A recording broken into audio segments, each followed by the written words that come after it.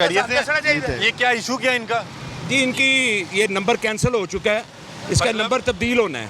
मतलब ये पुरानी गाड़ियों का पुरानी नंबर, वो गाड़ी जो नए जी, नंबर। ये कैंसिल सीरीज है। अच्छा, ये कैंसिल सीरीज है, ये नंबर तब्दील होगा। तो इसका ये वायलेशन में आता है अगर आप ये चेंज ना करें? violation में है, exactly। सर ये आप नंबर नहीं चेंज करवा सके?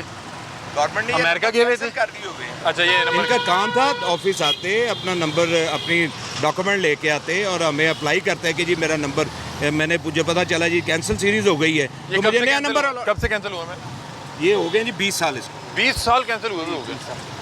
तो अब वो बता रहे हैं कि गाड़ी का नंबर कैंसिल, मतलब कि अगर नया नंबर जब तक नहीं लगा। अमेरिका से आए थे, अभी वो कह रहे हैं मैं एडवोकेट हूँ। अच्छा, तो दो बातों में से एक ही बात हो नहीं, सकती अच्छा, है। जो ये हम तो इनको अच्छा, फेवर देना चाहते हैं, एडवोकेट में हम ये चाहते हैं। मैं छुट्टियां से गया एडवोकेट में सारी उम्र रुक के अच्छा, गया। मुझे एक बात बताएं कि जब तक नया नंबर नहीं लगता तो फिर उसके टोकन टैक्स स्टार्ट होते रहे। जी टोकन शो का, अच्छा, उसका टोकन पे हो ही नहीं सकता जो ओल्ड नंबर क्योंकि वो पे है। नंबर अब जब रजिस्टर्ड ही तक नहीं ये रहा। नंबर चेंज नहीं करवाएंगे। एडवोकेट साहब कैसे हैं आप? खैरियत से हैं? सर माशाल्लाह अमेरिका से आए हैं? अमेरिका से आए हैं आप? नहीं, इस विजिट पे गया समय उधर कैसा अमेरिका मजा आया? फिर कैसे हालात है वहाँ पे? पहला बात हालात तो पता ना ਤੇ ਉਹ ਕਹਿ ਰਹੇ ਨੇ ਕਿ ਇਹ ਤੁਹਾਡੀ ਗੱਡੀ ਦਾ ਨੰबर तकरीबन 15-20 साल तो कैंसिल हो गया है। उन्होंने कहा था लवा लेना इन्होंने ठीक ऐ लवा लोगे उन? टोकर अब इनके लिए क्या हुक्म क्या है इनके लिए? ये हम गाड़ी इनकी बंद करेंगे और जब ये सारे ड्यूज पे करेंगे गाड़ी छोड़ देंगे। कितने ड्यूज बनते हैं इनके? ये अभी चेक करते हैं हम, ठीक है कोर्ट चेक करते हैं डाटा। भाईजान ये तो आप ज़रूरी काम जा रहे होंगे कहीं ना कहीं, रोज कितने में दफ्तर ही जा रहे हैं दफ्तर जा रहे हैं, तो ये तो इन्होंने रोक लिया। तो कोई गल नहीं रोक लिया तो फिर की हो गया और फिर वो कह रहे कह देनी है साई मौत दे देनी इन्होंने मनु मैं कह रहे हैं जमा करावांगे नहीं, वो कह रहे हैं कि ना और नहीं बेटा इन्हों एमनी बाहर ही नहीं वो दे कह रहे हैं कि गाड़ी बंद करनी है, वो ये कह रहे हैं। बंद कर लेंगे मैं टोकन करा के जमा ले आवांगा गल खत्म अच्छा वैसे बाबा ਤੁਸੀਂ मेरे ख्याल मोहब्बत ना ही रखी है, क्योंकि मोहब्बत ना रखी है। मेरे नाम ही गड्डी है अच्छा सही। वो कह रहे हैं कि वो जो भी होगा आप टोकन पे करा देंगे, क्योंकि एक्साइज वाले कह रहे हैं कि 2,23,000 से टोकन ड्यू है। कितना? 2,24,000 इसका तकरीबन टोकन ड्यू है। सही कह रहे थे, ऐसे नहीं कह रहे गड्डी छाड़ दियो। ये इतने कैसे ड्यू हो गए? जब जमा ही नहीं करवाएंगे तो ड्यू होता जाएगा और ये कितने साल साल जमा होता रहेगा। कितने साल के आपने? 13 इयर्स 13 साल के शॉर्ट। 13 साल 2005 तो लेके नहीं 8 तो लेके ਤੁਹਾਡੇ ਕੋਈ ਗੱਡੀ ਚੱਲੀ ਹੈ? ਤੁਹਾਡੇ ਕੋਈ मेरे नाम थी यार अच्छा, मतलब कि शुरू से आपके पास ही है 12-15 साल से। ਤਾਂ ਜੇ ਸਾਹਿਬ ਐਸਾ ਕਰਨੇ ਫਿਰ ਤੁਹਾਨੂੰ ਇੱਕ ਫੇਵਰ ਦਿੰਨੇ ਆ, ਤੁਹਾਨੂੰ PSID ਜਨਰੇਟ ਕਰਕੇ ਦਿੰਨੇ ਆ ਤੇ ਤੁਸੀਂ ਇਹਦਾ ਨਾ ਆਨਲਾਈਨ ਟੋਕਨ ਪੇ ਕਰ ਦਿਓ ਤੇ ਫਿਰ ਦਫ਼ਤਰ ਸਾਡੇ ਕੋਲ ਆਓ, ਅਸੀਂ ਤੁਹਾਡਾ ਨੰਬਰ ਵੀ ਨਵਾਂ ਲਾ ਦੇਵਾਂਗੇ, मैंने तुसी ਤੁਹਾਨੂੰ ਬਿਹਤਰੀਨ ਨੰबर ਲਾ ਕੇ ਦੇਵਾਂਗੇ। चलो लवा लेने हैं ये ऑनलाइन आपको करवा दें, वो ये बड़ी अच्छी सहूलत आ गई है। PSID जनरेट करके दो। अब इनको क्या कितना पे करना पड़ेगा मौके पे? सारे पे करने मौके पे सारा? 2 लाख जी वो तो 15 कितना? 2,23,215 2011 से ड्यू है, 11 के बाद से 2011 के बाद से ड्यू है। ड्यू है। मतलब 2011 के बाद इस गाड़ी का टोकन टैक्स जमा नहीं हुआ। हुआ। तो यार अगर मतलब कि अब ये तो माशाल्लाह एक साबे हैसियत लग रहे हैं, लेकिन बहुत से लोगों के फौरी तौर पे 2-2.5 लाख रुपए पास नहीं होता। तो कोई ऐसा है कि कोई मसला ही नहीं है नहीं, मैं आपकी नहीं, मैं अपने लिए बात कर रहा हूँ कि अगर मुझे अचानक इतना आ जाए। पे होना, अकाउंट से पे होना है, ऑनलाइन है इनका तो मुझे भाई मैं घर का भी एक्साइज है मैं इकट्ठा पे करके आया 5-6 साल तक ड्यू सी नहीं मैं कह रहे हैं कि कोई साहब ਤੁਸੀਂ ਤੇ ਪੇ ਕਰ ਦੇਣਾ। ਮੈਂ ਵੈਸੇ ਕਹਿ ਰਿਹਾ ਕਿ ਕੋਈ ਗੱਡੀ ਹੈ ਤੇ ਉਹਦੇ ਕੋਲ ਮੌਕੇ ਤੇ ਇੰਨਾ ਨਾ ਐਫਰਟ ਕਰੋ, ਮੈਨੂੰ ਤੁਸੀਂ ਰੋਕ ਦਿਓ ਤੇ ਮੇਰੀ ਗੱਡੀ ਦਾ ਲੱਖ रुपए छाड़। कैश से पे करना ही नहीं है इन्होंने, ये ऑनलाइन चला गया। गवर्नमेंट ने इनको सहूलत दी है, अपने अकाउंट से पे कर लें।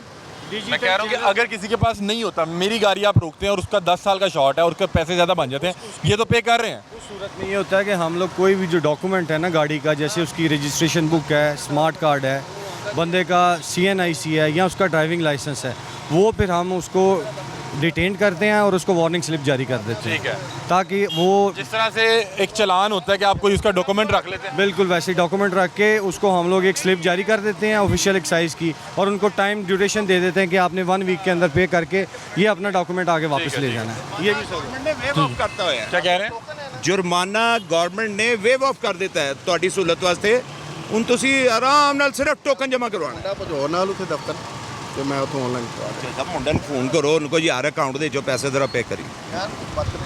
ਚਲੋ ਗੱਡੀ ਰੱਖ ਲਓ ਮੈਂ ਕਰਵਾ ਕੇ ਅੱਛਾ ਗੱਡੀ ਰੱਖੋ ਮੈਂ ਲੈ ਦੇਖੋ 2011 ਤੋਂ ਅਸੀਂ ਤੁਹਾਨੂੰ ਲੱਭ ਰਹੇ, ਅੱਜ ਤੁਸੀਂ ਫੜੇ ਗਏ ਜੇ, ਮੈਂ ਇੱਥੇ ਫਿਰਦਾ ਮੈਂ ਤੇ ਮੇਰਾ ਰਾਹ ਹੀ ਇਹ ਵੇ ਅੱਜ ਤੁਸੀਂ ਫੜੇ ਗਏ ਜੇ, ਤੁਸੀਂ ਟਿਕਟ ਲਾਈਏ ਤੇ ਫੜਿਆ ਅੱਜ ਤੁਸੀਂ ਫੜੇ ਗਏ ਜੇ। इसमें जो ये 11 साल का शॉर्ट है कोई फाइन भी है?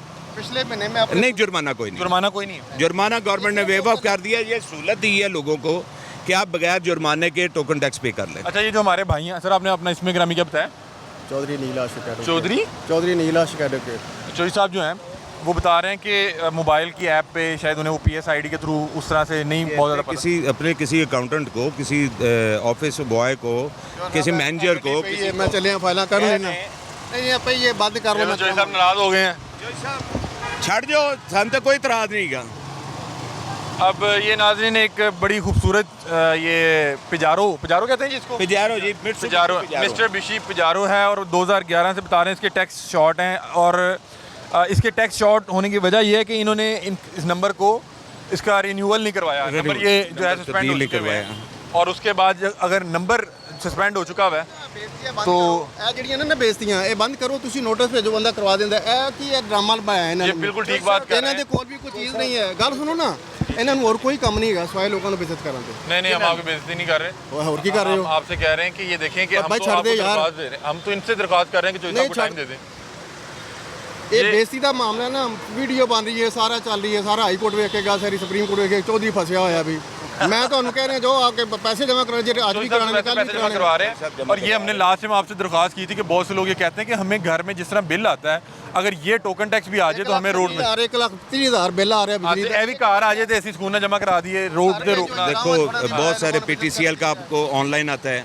अब ये देखें, गवर्नमेंट ने आपको एक सहूलत दे दी है, ऑनलाइन घर बैठे अपने अकाउंट से आप पे कर लें। बहुत अच्छी बात कर रहे हैं। नहीं देखिए इनको जी नोटिस करें। पे ने ਤੁਸੀਂ ਨਾ ਕੀਤਾ ਤੁਹਾਡੀ ਗਦੀ ਬੰਦ ਹੋ ਜਾਏਗੀ। ਗੱਲ ਸੁਣੋ ਨਾ, ਨਹੀਂ ਇਸ ਤਰ੍ਹਾਂ ਨਾ ਕਰੋ। ਸਭ ਕੁਝ ਬਹੁਤ ਅੱਛਾ valid point ਕਹਿ ਰਹੇ ਸ਼ਹਿਰੀ ਹੁੰਦਾ ਸਬੂਤ ਦਿਓ ਨਾ ਕਿ ਤੁਹਾਡੇ ਜ਼ਿੰਮੇ ਜਿਹੜੀਆਂ ਚੀਜ਼ਾਂ ਡਿਊ ਮੇਰਾ ਪਿਛਲੇ ਮਹੀਨੇ ਮੁੰਡਾ ਪਤਾ ਕਰਕੇ ਆਇਆ, ਕਹਿੰਦਾ ਜੀ 1,15,000 ਹੈ।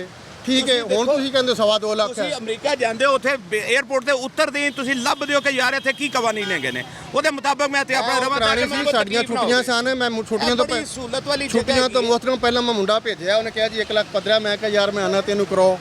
ਠੀਕ ਹੈ, ਸਾਨੂੰ ਤੇ ਪਤਾ ਨਹੀਂ ਕਿ ਤੁਸੀਂ ਇਹ ਬੰਦ ਕਰ ਲੈਂਦੀ। ਕਦੀ ਕੋਈ ਨੋਟਿਸ ਕਿਸੇ ਨੂੰ ਅਖਬਾਰ 'ਚ ਇਸ਼ਤਿਹਾਰ ਨਹੀਂ, ਕੋਈ ਅਖਬਾਰ ਮੇਰੀ ਸੁਣੋ ਗੱਲ। ਮੈਂ ਨੋਟਿਸ ਵੀ ਦਿੱਤੇ ਨੇ, ਅਖਬਾਰ 'ਚ ਇਸ਼ਤਿਹਾਰ ਵੀ ਦਿੱਤੇ ਨੇ, TV ਤੇ ਵੀ ਚੱਲਿਆ ਹੈ। ਤੁਹਾਨੂੰ ਇਹ ਮੈਸੇਜ ਵੀ ਗਿਆ ਹੈਗਾ, ਤੁਹਾਨੂੰ ਕਾਰ ਹੋ ਕੇ ਬੇਇੱਜ਼ਤ ਨਾ ਕਰੇ। ਮੈਂ ਤੁਹਾਨੂੰ ਦੱਸਦਾ, ਤੁਹਾਨੂੰ ਕਾਰ ਨੋਟਿਸ ਨਹੀਂ, ਹਰ ਬੰਦਾ ਤੁਹਾਡੀ ਮੈਂ ਗੱਲ ਦਾ ਜਵਾਬ ਦੇ ਰਿਹਾ। ਨਹੀਂ ਜਵਾਬ ਤੁਸੀਂ ਤੁਹਾਡੇ ਕੋਲ, ਮੇਰੀ ਗੱਲ ਦਾ ਜਵਾਬ ਨਹੀਂ। ਮੈਨੂੰ ਅੱਜ ਤੱਕ ਨੋਟਿਸ ਵੀ ਗਿਆ, ਕੋਈ ਨੋਟਿਸ ਇਹ ਦਿਖਾਓ। ਅਖਬਾਰ 'ਚ ਵੀ ਆਇਆ, TV ਤੇ ਵੀ ਚੱਲਿਆ ਕਿ ਕੈਂਸਲ ਸੀਰੀਜ਼ ਹੋ ਗਈਆਂ ਨੇ। 2.5 ਦਾ 5 ਲੱਖ ਹੁਣੇ ਦੇ ਕੇ ਜਾਣਾ, ਮੈਨੂੰ ਕੋਈ नोटिस दिखाओ। अच्छा एक सेकंड मुझे सर, मुझे भी आवाम की तर्जुमानी कर लेने दें। जी करें। हमने एक बार एक खातून, ये ठीक कह रहे हैं, ठीक कह रहे हैं, एक खातून भी मिली, एक खातून नहीं, उन्होंने कहा कि अगर मुझे मोबाइल पे मेरा बिल आए या मुझे पता लगे मेरा इतना टोकन टैक्स शॉर्ट है, अचानक से कोई भी रास्ते में आते जाते रोकते हैं, इंसान के पास फौरी तौर पे पैसे नहीं होते या उसको अगर ऑनलाइन नहीं सेंड करने आते, तो ये क्या बेहतर नहीं होगा कि जिस बंदे के घर गाड़ी है उसके घर कोई नोटिस चले जाए, उसके घर बिल चल जाए? क्या आपने बात ठीक की है? क्या आप जब मूवेबल या इमूवेबल प्रॉपर्टी खरीदते हैं, क्या आप उसके सारे ड्यूज चेक करते हैं ना? करते हैं। तो इसी तरह आपने 15 साल से है, इसका आपने 30 ਸਾਲ ਤੋਂ ਮੈਂ ਗੱਡੀ ਚਲਾ ਰਿਹਾ। 30 ਸਾਲ ਹੋ ਗਏ ਤੁਸੀਂ ਸਾਲ ਤੋਂ ਚਲਾ ਰਹੇ ਆ ਗੱਡੀ। ਦੇਖੋ 30 ਸਾਲ ਤੁਹਾਡੇ ਆਪਣੇ ਨਾਮ ਹੈ, ਤੁਸੀਂ 30 ਸਾਲ ਤੋਂ ਚਲਾ ਰਹੇ ਜੇ, ਉਹ ਤੁਸੀਂ ਆਪਣਾ ਟੋਕਨ ਨਹੀਂ ਪੇ ਕੀਤਾ। ਇਹ ਗੈਰ ਜ਼ਿੰਮੇਦਾਰਾਨਾ ਰਵੱਈਆ ਹੈਗਾ। ਇਹ ਅੱਛੇ ਸ਼ਹਿਰੀ ਹੁੰਦਾ, ਜ਼ਿੰਮੇਦਾਰ ਸ਼ਹਿਰੀ ਹੁੰਦਾ, ਸਬੂਤ ਨਹੀਂ ਗਏ ਇਹਨਾਂ ਦਾ। डिजिटलाइज कर दें कि आपके डिजिटलाइज कर दें कि आपके मोबाइल पे आपके ड्यूज आ जाएं और आप कर तो दिए, अभी ये PSID इनको जनरेट कर देते। हमारे साथ एडवोकेट अनिल आशिक साहब मौजूद हैं। इन्हें रोका गया तो जाहिर बात है कि फौरी तौर पे जब आपको रोका जाता है तो थोड़ा सा इंसान जो है वो जिस तरह का मौसम है गर्मा गर्मी होती है। अनिल आशिक साहब जो है एडवोकेट भी हैं, कानूनी माहिर भी हैं।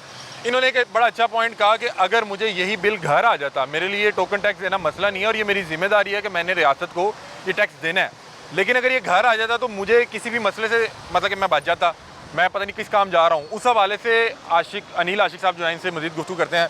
तो साहब अचानक रोक लिया, ज़ाहिर गल है बंदे ਨੂੰ 100 ਕੰਮ ਹੁੰਦੇ ਨੇ। ਇਹ ਬਿਲਕੁਲ ਹੀ ਗਲਤ ਹੈ। ਇਹ ਇਹਨਾਂ ਦੀ ਬਦਮਾਸ਼ੀ ਹੈ ਕਿ ਕਿਸ ਤਰ੍ਹਾਂ ਹੋਣਾ ਚਾਹੀਦਾ ਕੰਮ। ਇਹ ਨੋਟਿਸ ਭੇਜਣ, ਇਹਨਾਂ ਕੋਲ ਐਡਰੈਸ ਨਹੀਂ ਹੈ। ਬਿਜਲੀ ਦੇ ਬਿੱਲ ਘਰ ਆਉਂਦੇ, ਸਾਰਾ ਕੁਝ ਘਰ ਜਿਵੇਂ ਬਿੱਲ ਆਉਂਦੇ ਨੇ ਘਰਾਂ 'ਚ ਬਿੱਲ ਭੇਜਣ, ਉਹਨੂੰ ਫਾਈਨਲ ਵਾਰਨਿੰਗ ਦੇਣ ਵੀ ਹੁਣ ਅਗਰ ਤੁਸੀਂ ਟੋਕਨ ਨਾ ਕਰਾਇਆ ਤਾਂ ਤੁਹਾਡੀ ਗੱਡੀ ਬੰਦ ਹੋ ਜਾਏਗੀ, ਜਿੱਥੇ ਜੁਰਮਾਨਾ ਹੋਏਗਾ।